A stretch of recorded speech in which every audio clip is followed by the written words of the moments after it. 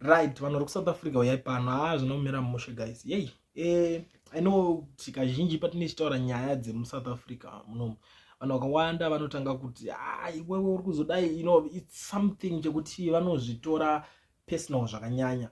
But at the same time, nyaya dzimwe dzese dzamunenge muchingonzwa, kune vamwewo zvekare vanenge vachitodzitorawo futi personal, the way yamunongoita idzo dzemunenge muchinzwa, because munenge makufila kuva involved pazvinhu zvacho zvinenge zvichiitika. So nyaya iri panapa, Home Affairs haisi kuita mafanizi kuSouth Africa, ndo nyaya iri panapa hombe.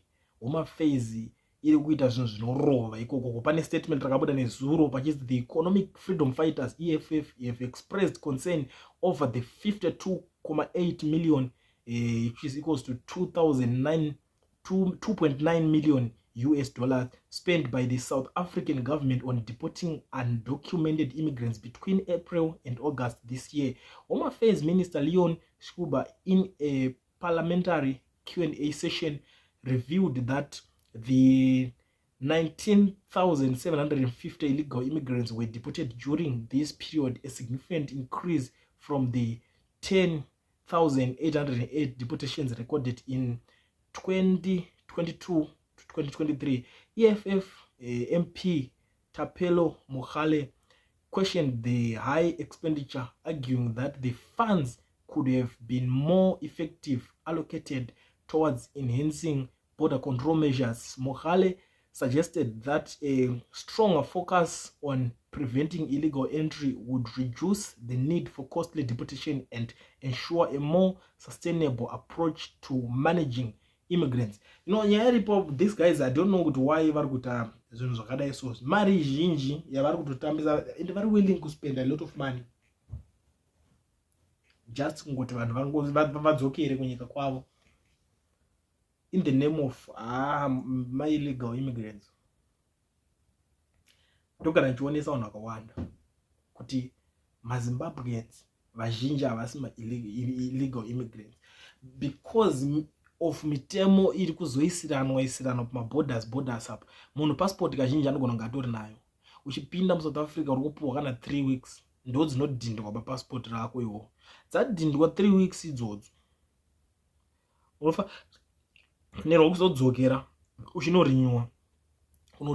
You have to do something about it, right? I think munokwanisa kunyatsozinzwisisa mazuva ako achinge aningirikina, because pakazambonetsa nyaya yamwe akufumura skillful racho rorova. Saka kuzoramba uchingodzoka uchingodai so mazuva manje mari yako inenge ichitopera, because unenge uchishanda basa remari. Munongoziva kuti mabasa acho mazhinji akangozara muno madhongi job ega. Hapana zvinhu zvokuti unganyatsonosvika ukano tora basa rimwe hombe, ende mari yacho unenge utori padown, because iwewe uchatokwira bhazi rinenge rakatokukosta chero unayo passport unopedzera wangoisa muhomwe yaoverstay irimo. Saka pakabvunzwa kunzi mapepa machinchi hauzoibuditse, because waibuditsa yakadaro yakaoverstay inenge itori mhosva kunzi wazoverstay uri muno muchinchi. I think mese munokwanisa kunyatsozinzwisisa izvozvo. Saka kana yatoo mhosva kunzi wazoverstay uri muno, chatoo chipande chinonetsa kukavha futi. Handiri mukuona pane nyaya dzacho. Saka vanhu vanozongoisa muhomwe vobva vazongonzi maillegal immigrants, but ivo pachavo vananyatsozviziva vanhu ivovo kuti problem ndo vari kuikonzeresa. I don't know why zvinhu izvi zvichingoomesa vanhu. Utadza kungoti alright, tinoda kukavhira tihafure nyaya yevanhu vari illegal.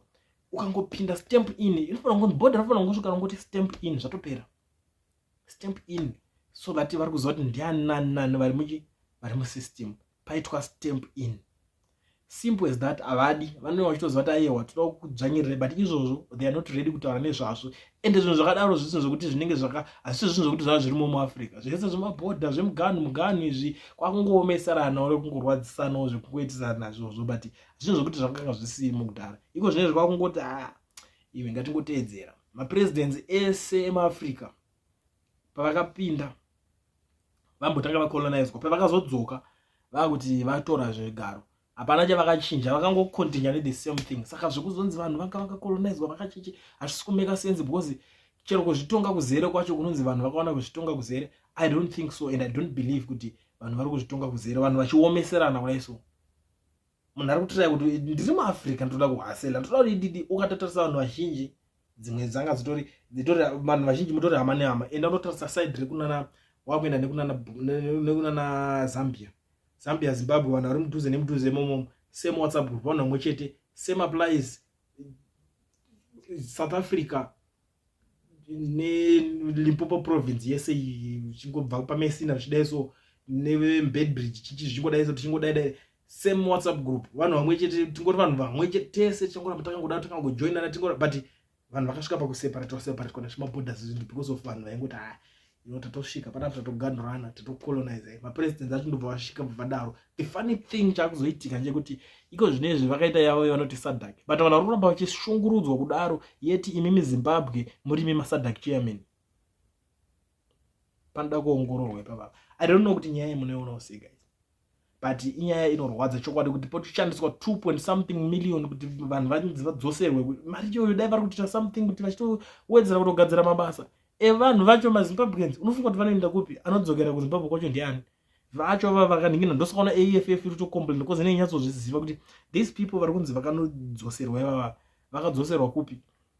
Chipoko round kutongoti uchitongodzoka chitonokusiya chichikutrive border ichocho muchitohaika muchidzokera makatotunga mudzana kana kutodzokera na ichocho futi anongokutakura utomupawo yenhigirikini yecho bijana wakutofamba wakutosvika safe. Zvinonetsa but anyway ameno ndo nyaya dzacho dziri kuitika muSouth Africa idzodzo kuti vari kutospenda mari yakawandisa kuti vadeport vanhu. I don't know kuti munoionawo sei nyaya iyoyi. Ndangondidarika panapa ndingotaura nezvazvo because zvinhu zvokuti zvazvitonetsawo panguva idzi.